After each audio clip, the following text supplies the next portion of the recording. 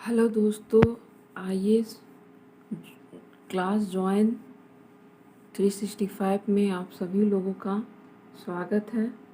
तो I hope आपने पहले भी एनसीईआरटी का हिस्ट्री बुक का वीडियो आप देखे होंगे।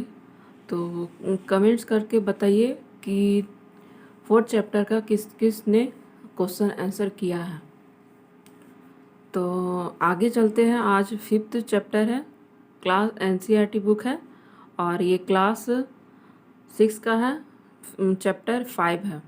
तो इसमें क्या क्या दिया हुआ है और एक बता दे रहे हैं, इसका यही मकसद है मेरा वीडियो बनाने का कि आप जो भी कोई यूपीएससी देना चाहते हैं या पीसीएस देना चाहते हैं, थोड़ी बहुत भी मेरी मदद होती है तो मुझे बहुत खुशी होगा, इसलिए मैं वीडियो बना रही हूँ। तो चलिए आगे बढ़ते हैं। तो आज फिफ्थ लेसन है, तो राज्य, राजा और एक प्राचीन गणराज। और आप सभी को ये भी बताना चाहती हूँ कि एनसीईआरटी बुक से पीसीएस हो या यूपीएससी, प्रीलिम्स के लिए बहुत अच्छा है, बहुत क्वेश्चन इससे आता है। ख़ास तौर पे हिस्ट्री से, हिस्ट्री और पॉलिटी मस्ट है, आता ही है। और इकोनॉमिक्स, ये तीन को बुक को पकड़ लीजिए, आना ही है। और ज्योग्राफी तो मेंस के लिए भी फ़ायदा है एनसीईआरटी, पर हिस्ट्री फर्स्ट में आता है, इसलिए आप ध्यान से पढ़िएगा। तो राजा और एक प्राचीन गणराज। चुनाव का दिन था, तो जब संक्रमण उठा तो उसे देखा कि उसके नाना नानी वोट डालने जा रहे थे। दरअसल वे चुनाव केंद्र पर सबसे पहले पहुंचना चाहते थे। संकरन जानना चाहता था कि आखिर वो इतने उत्साहित क्यों थे। उसके नानी जी ने उसे जल्दी में समझाने की कोशिश की और कहा, आज हम अपने शासकों का चुनाव करने जा रहे हैं। तो वोट के बारे में आप तो को सभी को तो पता ही होगा, वो है कुछ लोग शासक कैसे बने। लगभग 50 वर्षों से हम अपने शासकों का चुनाव मतदान के जरिए करते हैं आ रहे हैं, लेकिन बहुत पहले लोग शासक कैसे बनते थे, अध्याय 4 में पहले ही भी पढ़ चुके हैं कि राजा संभवतः जन यानी लोगों द्वारा चुने जाते थे। जैसे आज चुने जाते हैं, पहले भी उसी तरह चुने जाते थे। परंतु करीब 3000 साल पहले राजा बनने की एक प्रक्रिया में कुछ परिवर्तन दिखाई दिए। 3000 साल पहले कुछ अलग तरीके से चुनाव होता था। कुछ लोग बड़े बड़े यज्ञों को आयोजित कर राजा के रूप में प्रतिष्ठित हुए हो गए। अश्वमेध यज्ञ एक ऐसी ही आयोजन था।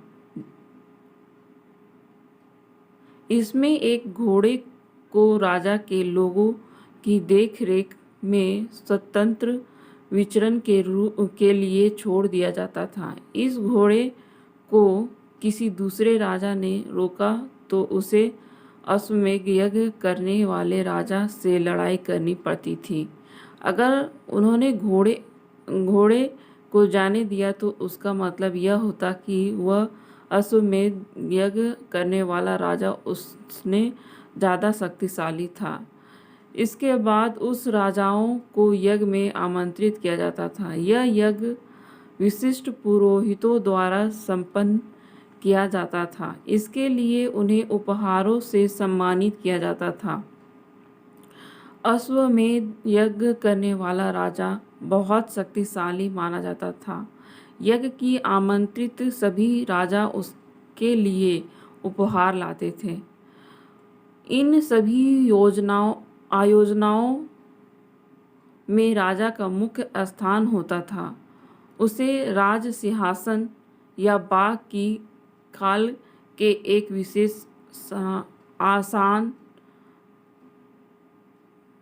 आसान पर बैठाया जाता था। युद्ध क्षेत्र में राजा का सारथी ही उसका सहचर होता था। यज्ञ के अवसर पर वह राजा की विजयों तथा अन्य गुणों का गान करता था। राजा के सगे संबंधी खास कर उसकी रानियां और पुत्रों को भी कई छोटे छोटे अनुष्ठान करने होते थे। अन्य सारे आमंत्रित राजाओं का काम सिर्फ बैठकर यज्ञ की पूरी प्रक्रिया को देखना भर था। राजा के ऊपर पुरोहित पवित्र जल के छिड़काव के साथ साथ अन्य कई अनुष्ठान करता था। विष और वैश्य जैसे सामान्य लोग उपहार लाते थे, जिन्हें पुरोहित शूद्र मानते थे, उन्हें कई अनुष्ठानों में शामिल नहीं किया जाता था। पुराने ज़माने में जो छोटी जाति के कहे जाते थे, उन लोगों को कोई भी यज्ञ मंदिर उंदिर में नहीं जाने दिया जाता था। इस यज्ञ में उपस्थित होने की सूची बनाने ये आपको कार्य दिया है और बताने कह रहा है। इस समय उत्तर भारत में खासकर गंगा यमुना क्षेत्र में कई ग्रंथ रचे गए। ऋग्वेद के बाद रचे होने के कारण ये उत्तर वैदिक ग्रंथ कहे जाते हैं। इनके अंतर्गत समवेद, यजुर्वेद, अर्थवेद तथा अन्य ग्रंथ शामिल हैं। पुरोहितों द्वारा रचित इस गाथा के विभिन्न प्रकार के अनुष्ठान और उनके संपादन की विधियां बताई गई है। इनमें सामाजिक निर्णयों के बारे में भी बताया गया है। उस समय समाज में कई समूह थे, जिनमें पुरोहित, योद्धा, कृषक, पशुपालक, व्यापारी, शिल्पकार, श्रमिक, मछली पकड़ने वाला तथा जंगल में रहने वाले लोग शामिल थे। जिस तरह अभी है वही पहले भी था। सभी उसी के मुताबिक पहले जाति माना जाता था। पूजा जो कराते थे, पूजा पाठ यज्ञ, उसको पुरोहित कहा जाता था। जहाँ कुछ पुरोहित तथा योद्धा वैभवशाली थे, वहीं कई कृषक और व्यापारी भी धन थे। दूसरी ओर पशुपालक, शिल्पकार, श्रमिक, मछली पकड़ने वाले, शिकारी तथा भोजन संग्रह निर्धन थे, मतलब गरीब थे। पुरोहितों ने लोगों को 4 वर्गों में विभाजित किया था, जिन्हें वर्ण कहते हैं। तो यहाँ पे बोल सकता है, पीसीएस में आ सकता है, ऐसे कुछ काम नहीं है। ये जो इम्पोर्टेंट रहेगा अंडरलाइन कर ही देंगे। पर यहाँ पे ये है, देखिए, पुरोहितों ने लोगों को 4 वर्गों में विभाजित किया है, जिसे वर्ण कहते हैं। उनके अनुसार प्रत्येक वर्ण के अलग अलग कार्य निर्धारित है। पहला वर्ण ब्राह्मण का था। उनका काम वेदों का अध्ययन और यज्ञ करना था, जिनके लिए उन्हें उपहार मिलता था। दूसरा स्थान था शासकों का था, जिन्हें क्षत्रिय कहा जाता है। उनका काम युद्ध करना था और लोगों की रक्षा करना था। तीसरे स्थान पर विश्व या वैश्य थे, जिनमें कृषक, पशुपालक, व्यापारी आते थे। क्षेत्रीय और वैश्य दोनों को ही यज्ञ करने का अधिकार प्राप्त था। वनों में अंतिम स्थान शूद्रों का था। इनका बहुत शोषण किया जाता था। मतलब भारत में बहुत दिनों तक चलता आया है ये, कि जो दलित परिवार से है उनको शोषण होता है। आज भी बहुत ऐसा जगह है, हम लोग को पता नहीं चलता है कि शोषण हो रहा है, पर बहुत ऐसा जगह है कि आज भी पक्षपात होता है वहाँ पे। जैसे कि अभी हरियाणा का न्यूज़ में है, आप कब देख रहे हैं पता नहीं। हरियाणा में वहाँ का गांव के लड़की 75 साल हो गया है, तब भी अभी कॉलेज नहीं गई है। सोचिए आज कहाँ से कहाँ इंडिया पहुँच गया है, पूरा वर्ल्ड में फेमस है, और 75 साल हो गया और कोई लड़की वहाँ पे कॉलेज नहीं गई है। सोच लीजिए ये क्या है। पहली बार ऐसा हुआ है कि 15 लड़की वहाँ से गई है। हरियाणा के कुछ कुल्लूर की कहीं पे है नाम, वहीं हरियाणा ही से रिलेटेड है, वहीं पे है। सोचिए बहुत ज़्यादा है। देखिए उसके बाद देखते हैं, उनका काम अन्य तीनों वर्णों की सेवा करना था, जिन्हें कोई अनुष्ठान करने का अधिकार नहीं था। प्रायः औरतों को भी शूद्रों के समान माना जाता था। महिलाओं तथा शूद्रों को वेदों के अध्ययन का अधिकार नहीं था। पुरोहितों के अनुसार सभी वर्णों का निर्धारण जन्म के आधार पर होता था। उदाहरण के तौर पर ब्राह्मण माता पिता की संतान ब्राह्मण ही होते थे। बाद में कुछ लोग अछूत माना जाता था। अछूत वर्गों में कुछ शिल्पकार, शिकारी तथा भोजन संग्राहक शामिल थे। साथ ही इनमें वे लोग भी आते थे जो शवों को दफनाने या जलाने का काम करते थे। इन लोगों को संपर्क अपवित्र माना जाता था। कई लोगों ने ब्राह्मणों द्वारा बनाई हुई इस वर्ण व्यवस्था को अस्वीकार नहीं किया गया। कुछ राजा स्वयं को पुरोहितों से श्रेष्ठ मानते थे। कुछ लोग जन्म के आधार पर वर्ण निर्धारित सही नहीं मानते थे। इसके अतिरिक्त कुछ लोग व्यवसाय के आधार पर लोगों के बीच भेदभाव उचित नहीं समझते थे, जबकि कुछ लोग चाहते थे कि अनुष्ठान संपन्न करने का अधिकार सबका हो। कई लोग छुआछूत की आलोचना की। इस उपमहाद्वीप के पूर्वोत्तर क्षेत्र जैसे कई इलाकों में सामाजिक आर्थिक असमानता बहुत कम थी।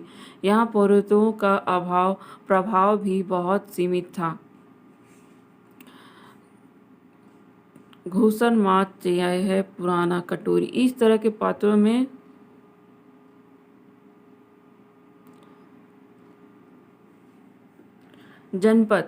जनपद से आपका मेंस से रिलेटेड है। जनपद में ये ठीक है, ये क्वेश्चन आ सकता है। जनपद से मतलब इससे रिलेटेड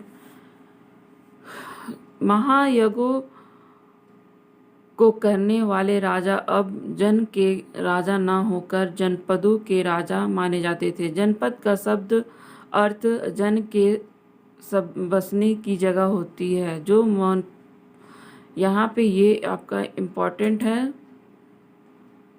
जैसे मेंस में अगर आपका जनपद से कोई भी हिस्ट्री का पेपर 1 में आता ही है, हिस्ट्री से 8 क्वेश्चन या 9 क्वेश्चन देता है, किसी साल 10 भी क्वेश्चन देता है। तो यहाँ पे देखिए, यहाँ पे तो अगर मान लीजिए यहाँ पे जनपद का अर्थ मतलब जनपद से रिलेटेड कोई भी क्वेश्चन है तो उसमें आप इंट्रोडक्शन तो इससे स्टार्ट कर सकते हैं।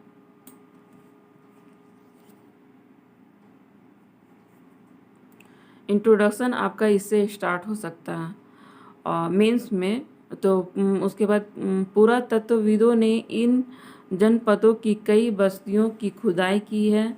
दिल्ली में पुराना किला, उत्तर प्रदेश में मेरठ के पास हस्तिनापुर और एटा के पास अंतरजी खेड़ा इनमें प्रमुख है। खुदाई से पता चला कि लोग झोपड़ियों में रहते थे और मवेशियों तथा अन्य जानवरों को पालते थे। वे चावल, गेहूं, धान, जौ, दालें, गन्ना, तिल तथा सरसों जैसी फसलें उगाते थे। उसके बाद है लोग मिट्टी के बर्तन भी बनाते थे। इनमें कुछ धूसर और कुछ लाल रंग के होते थे। इन पुरा-स्थलों में कुछ विशेष प्रकार के बर्तन मिले हैं जिन्हें चित्रित घूसर पात्र के रूप में भी जाना जाता है। जैसे कि ये देखिए, ये वर्ड चित्रित धूसर पात्र, यहाँ पे आपका पूछ देगा कि कहाँ पे मिला जाता है। जैसे मैप में दे देगा 1 2 3 4 करके। आप अगर हिस्ट्री ऑप्शनल लिए हैं तब का पहले भी बताए थे, अभी बता रहे हैं। जैसे हिस्ट्री ऑप्शनल लीजिएगा तो आपका 50 नंबर का क्वेश्चन रहेगा आपका डायग्राम से। 50 नंबर सोच रहे हैं, 50 नंबर बहुत अहमियत रखता है। अगर 10-20 नंबर के लिए भी आपका लिस्ट 1 नंबर से भी लिस्ट बाहर ऊपर हो सकते हैं तो 50 नंबर बहुत अहमियत रखता है।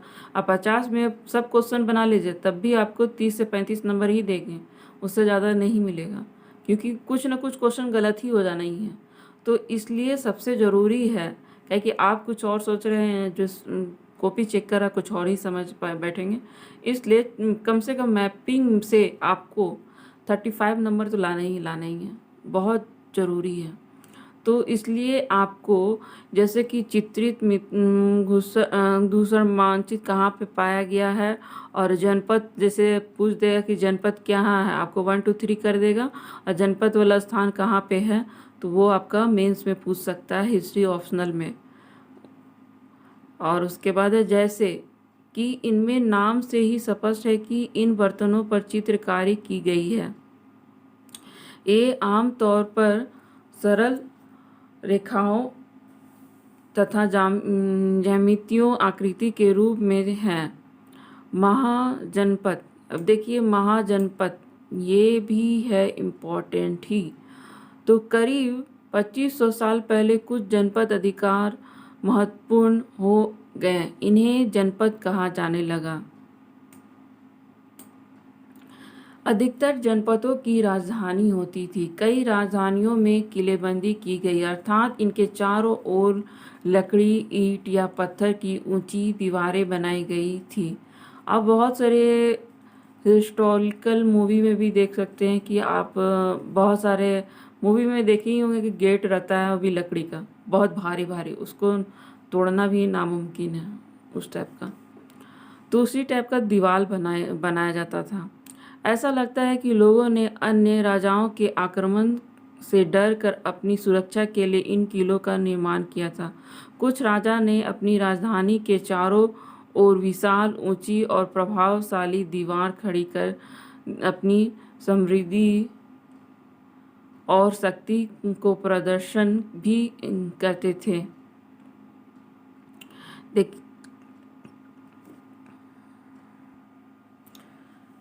देखिए ये डायग्राम है। तो डायग्राम में आप देख ही रहे हैं, यहाँ पे जनपद और नगर, और महाजनपद नगर का भी है। तो देख लीजिए यहाँ पे जो डायग्राम बना हुआ है उसको अच्छे से देखिए और उसके बारे में नोट्स बनाइए।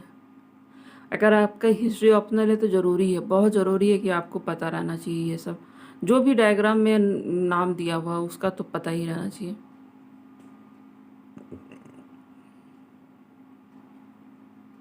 इस तरह के किले के अंदर रहने वाले लोगों और उस क्षेत्र पर नियंत्रण रखना भी सरल हो जाता होगा। इस तरह की विशाल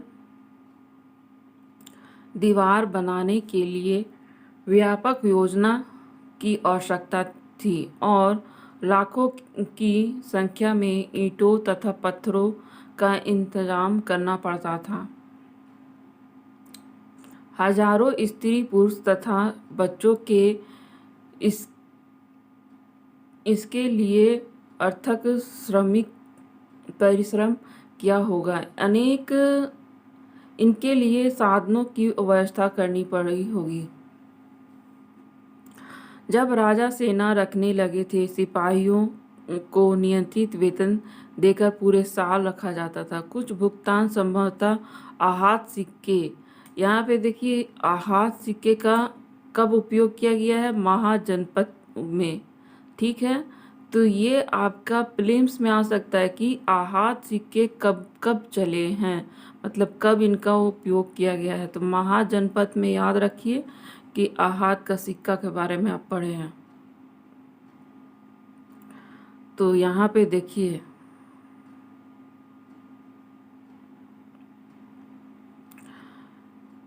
के रूप में होता था। इन सिक्कों के बारे में अगले मतलब दूसरा चैप्टर में पढ़ेंगे। तो कौशाम्बी किले का दीवार के बारे में दिया हुआ है कि इस तरह का से दीवार बना हुआ है। कर,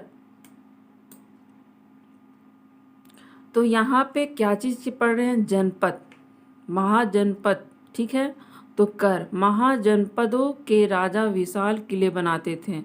क्या बनाते थे, बड़ा विशाल किले बनाते थे। बड़ी संख्या में सेना रखते थे। कौन रखता था, महाजनपद के राजा। इसलिए उन्हें प्रचुर संसाधनों की आवश्यकता होती थी। इसके लिए कर्मचारियों की भी आवश्यकता होती थी। अतः महाजनपद पदों के राजा लोग द्वारा समय समय पर लाए गए उपहारों पर निर्भर न होकर नियंत्रित रूप से कर वसूली करने लगे। मतलब उपहार से तो किसी का गुजर बसर तो नहीं किया जा सकता ना, इसलिए उन्होंने कर लगाना शुरू कर दिया। अब कर क्या क्या में लगाया जाता है, तो फसलों पर लगाए गए कर सबसे महत्वपूर्ण थे, क्योंकि अधिकांश लोग कृषक थे। प्रायः उपज का 1/6वां हिस्सा कर के रूप में निर्धारित किया जाता था, जिसे भाग कहा जाता था। देखिए यही चीज़ इम्पॉर्टेंट है। अगर आपने ये चीज़ भूल गए हैं, चाहे ये चीज़ आपका पीसीएस एग्ज़ाम है यही डिटेलिंग को पूछता है। आपका अगर मान लीजिए महाजनपद काल में कितना परसेंट का मतलब कर लगाया जाता था, हिस्सा लगाया जाता था, तो आपका ये ऑप्शन में सटीक है कि ये आपका पीसीएस का भाग ये है और यूपीएससी का भाग ये है। डिफरेंस यही है कि पीसीएस और यूपीएससी में क्या पूछा है। यूपीएससी में कभी भी ये नहीं पूछेगा कितना हिस्सा लगाया था, और पीसीएस में आपका ये पूछ देगा और यूपीएससी में ये पूछेगा। दोनों में ये चीज़ पूछ सकता है, पर यूपीएससी में कभी ये नहीं पूछेगा कितना हिस्सा वाला बात है। कारीगरों के ऊपर भी कर लगाए गए जो प्रायः श्रम के रूप में चुकाए जाते थे, जैसे कि एक बुनकर लोहार या सुनार को राजा के लिए महीनों में एक दिन काम करना पड़ता था। पशुपालकों को जानवरों या उनके उत्पाद के रूप में कर देना पड़ता था। व्यापारियों को सामान खरीदने बेचने पर भी कर देना पड़ता था। आखेटकों को संग्राहकों को जंगल से प्राप्त वस्तुएं देनी होती थी। अब क्या है, कृषि में परिवर्तन।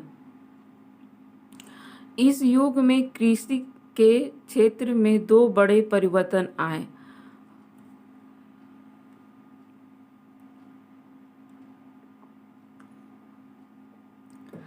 यहाँ पे महाजनपद काल का कृषि देख रहे, कर देख लिए, कर का क्या मैं लगा वो देख लिए।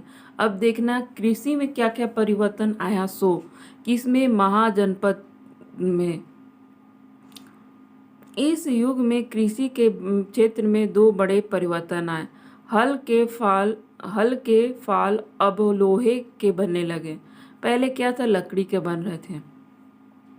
अब कठोर जमीन को लकड़ी के फाल की तुलना में लोहे के फाल से आसानी से जोता जा सकता था। इससे फसलों को उपज बढ़ गई। दूसरे लोगों ने धान के पौधे का रोपण शुरू किया, अर्थात खेतों में बीज छिड़क कर धान उपजाने के बजाय धान की पौध पौध तैयार कर उनके रोपण की शुरुआत की। अब पहले की तुलना में बहुत ज़्यादा पौधे जीवित रह जाते थे, इसलिए पैदावार भी ज़्यादा होने लगी। इसमें कमर तोड़ परिश्रम लगता था। ये काम ज़्यादातर दास दासी तथा भूमिहीन खेतिहर मजदूर करते थे। सूक्ष्म निरीक्षण। मगध के बारे में तो आपका हमेशा याद रहना चाहिए, क्या है नहीं है, क्या अर्थव्यवस्था है, राजनीति, कौन से शासक कब कब किए, इसका व्यापारिक व्यवस्था क्या था, अर्थव्यवस्था क्या था, सब चीज़ के बारे में बहुत डिटेलिंग से पढ़िएगा मगध के बारे में। लगभग 200 सालों के भीतर मगध सबसे महत्वपूर्ण जनपद बन गया। देखिए जनपद बन गया। गंगा और सोन जैसे नदी मगध से होकर बहती हैं। कौन सी नदी, गंगा और सोन नदी।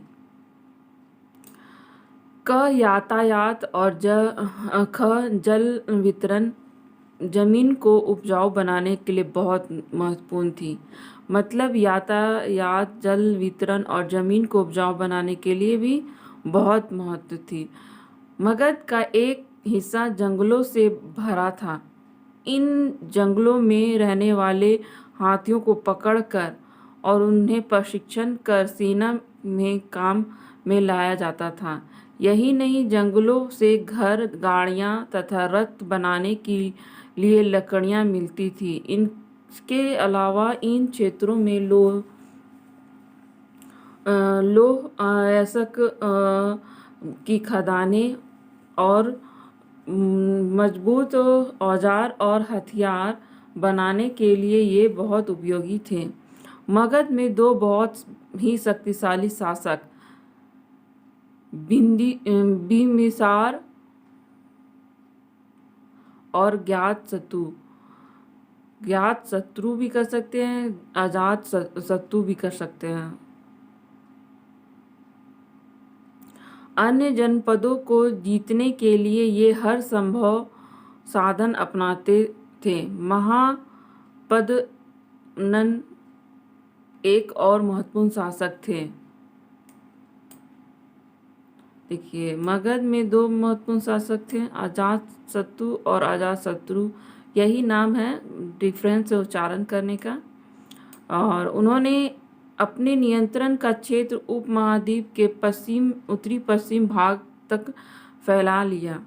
बिहार में राजगृह, आधुनिक राजगृह, कई सालों तक मगध की राजधानी रही। बाद में पाटलिपुत्र, आज का पटना, जो राजधानी बन गया।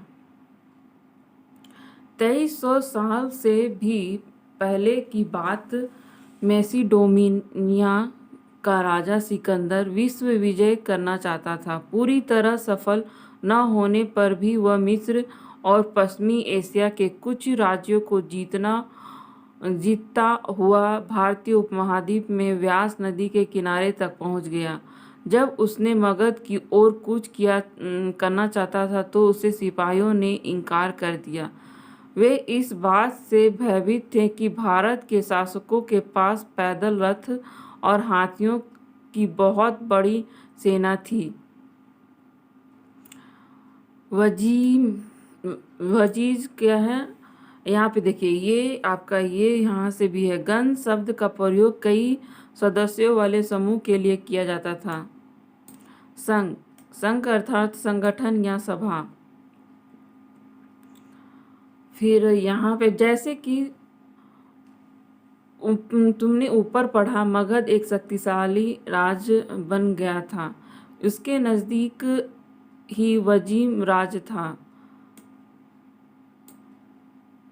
इसकी राजधानी वैशाली थी। तो यहाँ पे देखिए, वजीज राज्य का राजधानी कौन सा है, पीसीएस या यूपीएससी में प्रीलिम्स में पूछ सकता है। फिर यहाँ एक अलग किस्म की शासन व्यवस्था थी जिसे गण या संघ कहा जाता था। गण या संघ के कई शासक होते थे। कभी कभी लोग एक स्थान शासन करते थे जिनमें से प्रत्येक व्यक्ति राजा कहलाता था। ये सभी राजा विभिन्न अनुष्ठानों को एक साथ संपन्न करते थे। सभाओं को बैठकर ये बातचीत, बहस और वाद विवाद के जरिए तय करते थे कि क्या करना है और किस तरह करना है। शत्रुओं के आक्रमण से निपटने के लिए वे मिलकर चर्चाएं करते थे। स्त्रियां, दास और कामगार इन सभाओं में हिस्सा नहीं लेते थे। तो यहाँ पे ये भी पूछ सकता है, जैसे कि आपका ऑप्शन में रहेगा कि महिलाएं सभा में हिस्सा लेती थी या नहीं लेती थी। तो ऑप्शन में जो भी दिया हुआ होगा ये है, तो आपका अगर पढ़े हैं, अगर याद रहा तो आपका ये आपका इम्पोर्टेंट हो जाता है। तो यहाँ पे क्या है, सभाओं में कि कौन कौन नहीं ले रहा था, स्त्री, दास और कामगार इन सभाओं में हिस्सा नहीं ले रहे थे। बुद्ध तथा महावीर, इनके बारे में अगले अध्याय में पढ़ेंगे। चलिए ठीक है, इसका ये है, वजीज संघ का वह वर्ण दीर्घ निकाय से लिया गया है।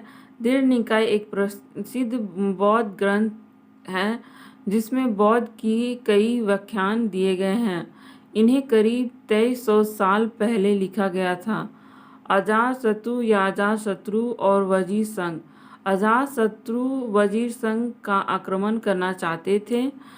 उन्होंने अपने मंत्रियों को वैश्कार को बुद्ध के पास सलाह के लिए भेजा। बुद्ध ने उसने पूछा कि क्या वजीर सभाएं नियंत्रित रूप से होती है तथा इनमें सभी सदस्य उपस्थित होते हैं। जब उन्हें पता चला कि ऐसा होता है तो उन्होंने कहा कि वजीरवासी तब तक उन्नति करते रहेंगे जब तक कि वे पूर्ण और नियंत्रित सभाएं करते रहें, आपस में मिलजुल कर काम करते रहें, पारंपरिक नियमों का पालन करते रहें, बड़ों का सम्मान, समर्थन और उनकी बातों को ध्यान देते रहें। वजीर महिलाओं के साथ जोर जबरदस्ती नहीं करेंगे और उन्हें बंधक नहीं बनाएंगे। शहरों तथा गांवों में चैत्यों का रखरखाव करेंगे। विभिन्न महत्वावलंबी संतों के सम्मान करेंगे और उनके आने या जाने का कोई रोक नहीं लगाएगा। कई शक्तिशाली राजा इन संघों को जीतना चाहते थे क्योंकि ये बहुत सब चीज़ से समृद्ध था, मगध हर चीज़ से समृद्ध था। इसके बावजूद उसका राज्य अब से लगभग 1500 साल पहले तक चल रहा था। उसके बाद गुप्त शासकों ने गण और संघ पर विजय प्राप्त कर उन्हें अपने राज्य में शामिल कर लिया। इसको दूसरा अध्याय में पढ़ेंगे।